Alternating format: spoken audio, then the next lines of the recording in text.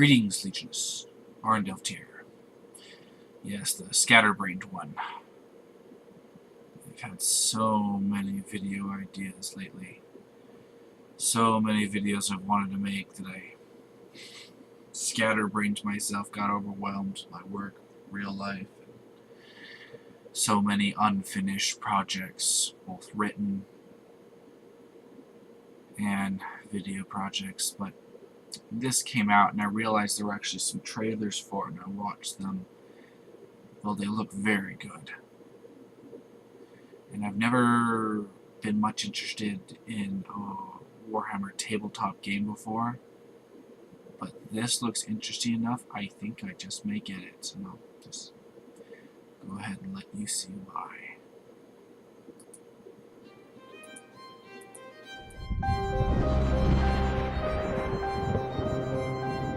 The rumors that abound have piqued my interest.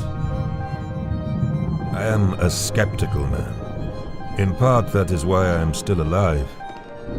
But if the stories are true, and a new Blackstone Fortress has indeed appeared within the borders of our galaxy, then it shall be me that claims it.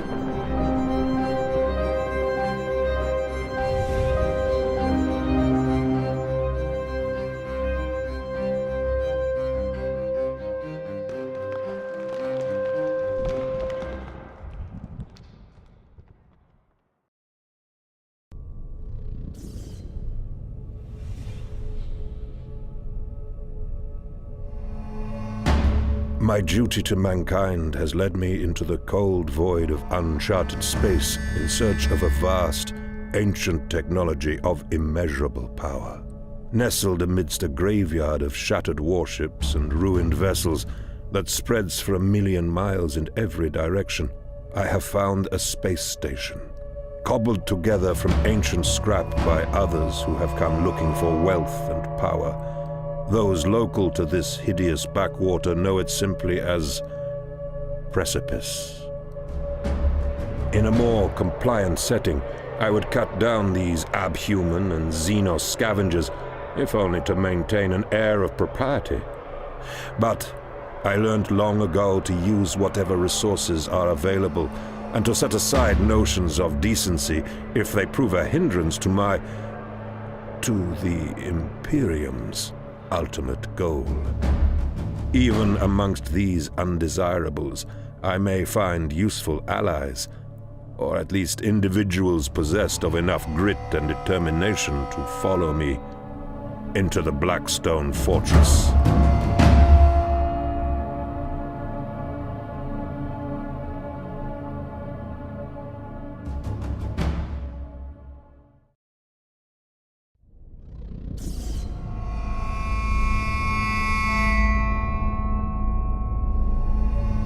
Nothing within the Blackstone Fortress can be trusted.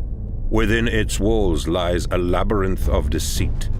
Our way forward is dictated by a constantly changing internal structure. Vast chambers and claustrophobic corridors reshape themselves into new paths, guiding us onwards and thwarting all hope of returning by the way we came. The darkened halls are lined with technology too ancient and esoteric to be identified. And, scattered amongst this archaeotech, fester the remains of those who ventured inside the fortress in ages past, or perhaps were brought within its bounds against their will. I am not a superstitious man, but I sense the hand of an unseen sentience at work. We are being watched. The fortress knows we are here.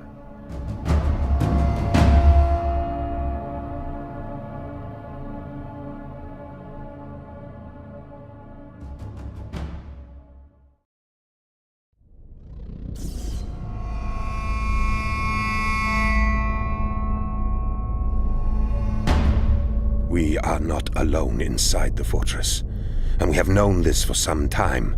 Creatures I have encountered previously in the more foul recesses of the galaxy have somehow found their way into this twisting labyrinth with us. Even here, the taint of chaos has taken root, traitors to humanity, stalk these shifting chambers. Soldiers who long ago turned from the light of the Emperor and gave themselves over to damnation. They, too, search for the hidden vault at the fortress's heart. We are in grave danger. This can be no mere exploration now. We are in a race against forces we can barely comprehend. It has become clear.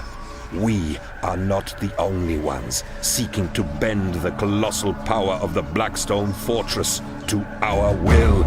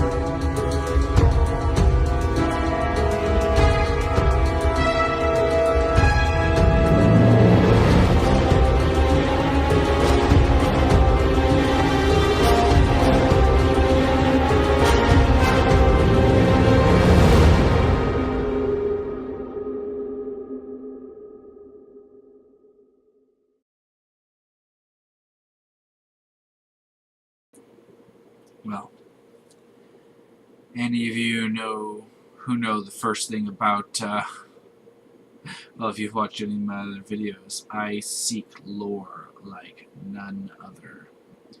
It's what I hunger for, it's what I seek. And this isn't just a game, this has all sorts of lore implications in multiple different facets. And besides the concept of actually being able to potentially explore a Blackstone Fortress, because I know personally of just my own knowledge of only one other, and that was the one that I believe was meant to be used to destroy Cadia, but failed. It's the only other one I know of. Well, it sort of failed. It didn't succeed in the way it was meant to. Whatever. Long story short. Yeah. Now, in one of the previous trailers, when it said into the Blackstone Fortress, and they were talking about the mazes and whatnot, and they mentioned how there was a sentience that was growing aware of them, and the fortress was aware of them. I did a little bit of digging, and what you see here, the guy on the right, that robot that you see standing there,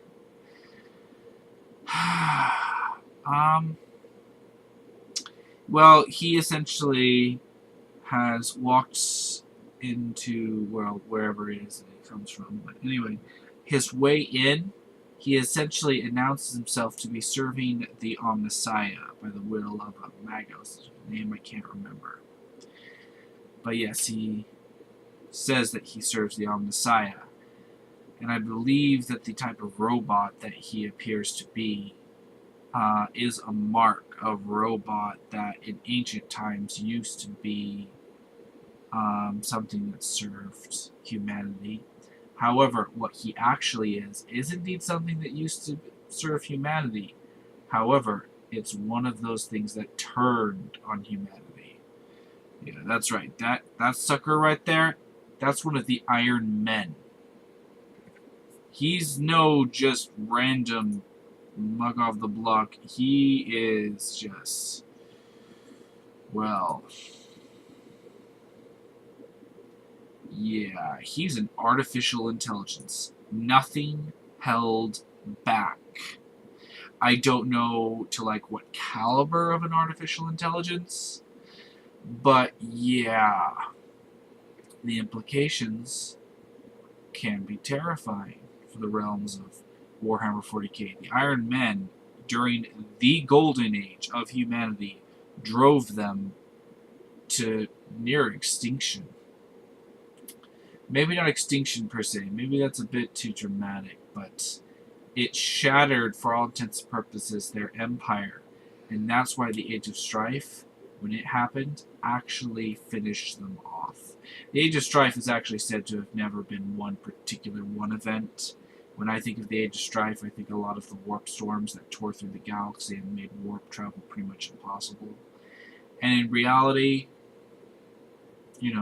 those warp storms were not the Age of Strife. They were just one more nail in the coffin of the Age of Strife. The Iron Men, that was a huge part of the Age of Strife. In any case, it sets up a lot of intrigue and mystery, and it just sounds really, really good. I am intensely interested in how this will go. I mean, the board game itself, I suppose, doesn't interest me all that much, to be 100% honest. But everything, all the lore and whatnot included with it, definitely does. And the models definitely do. I don't know if how many of these models actually can be used as they actually are outside of this board game. And I don't know a lot of history about the board games. If they turn around and say, okay, now you can use these models in actual Warhammer 40k, or if they just hang you up the creek without a paddle and say, okay, alright, well, now you have all these nice looking models, but you only get to play them in Warhammer in this board game. I'm not familiar enough with the board games to know. Because there are very serious implications if they do get to if these models essentially transfer over to actually be able to be playable in 40k. The Iron Man, that isn't such a big deal when it comes to just a single model, because Inquisition can take a ragtag group of models, like a crap ton of them. But the model here in front of us, this Chaos Lord, he is wielding a Warhammer.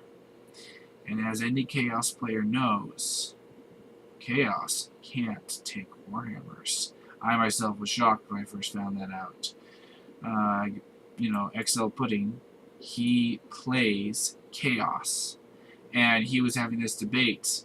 He was just like, should I take a Maul, or should I take it was a Power Sword? And I was like, dude, just take the best of both worlds and take a Warhammer. I mean, all you get is -1 to hit, and boom, you get the best of both worlds. And he just looked at me and said, Ben, I cannot have Warhammers. I was just like, what? What did the Chaos Traitor Legion just lose all their Warhammers when they traded into the Eye? What happened to them all? So, in a big way, just the presence of this Warhammer sends a lot of implications out. So, in any case, I know that particular friend of mine, he's XL Pudding is extremely interested in this due to that one single weapon, which is sort of hilarious. Yeah. And my question is, which side, if any, are these things going to be on? I mean, are they just going to be these random creatures that just, not creatures per se, more like robots, with these random robots that will attack you from the depths of the Blackstone Fortress? Or are these something else entirely? Yeah. Oh, yeah, and the Rattling Gunners. He himself being an Inquisitor of dubious loyalty. Whether or not he is truly 100% loyal was made very dubious in the Precipice trailer. But I think the that model there looks like she has some sort of, if that is a she, I think it is, like a chainsword flamethrower thing. I have no idea what that weapon is, but it looks kind of awesome.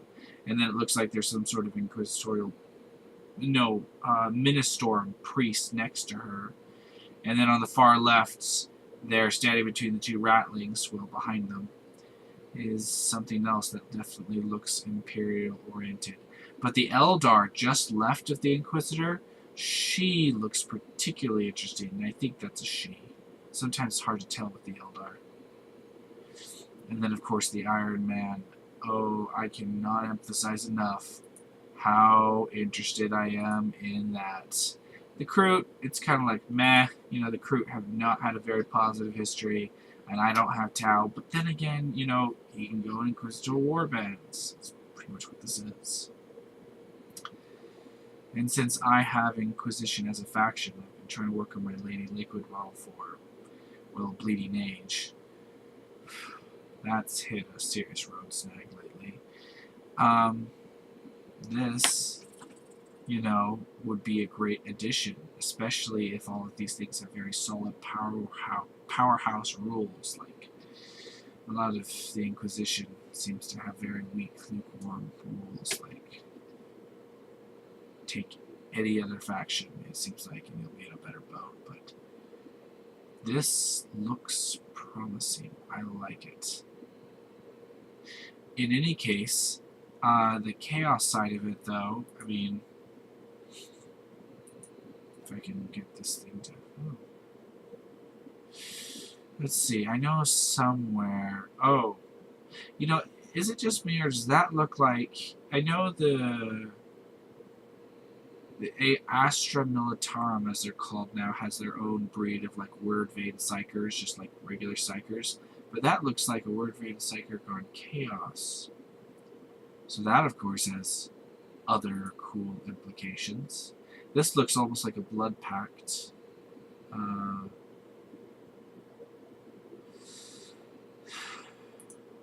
Those things just look like, well, really ugly mutants having a really bad day. No.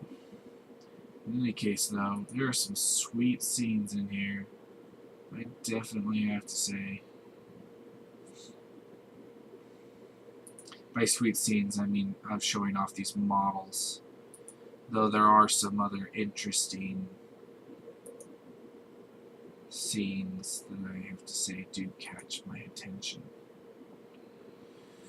Well, in any case, let me know what y'all think. And if you know more about these board games and what happens with the models that are released with them and whatnot, please let me know.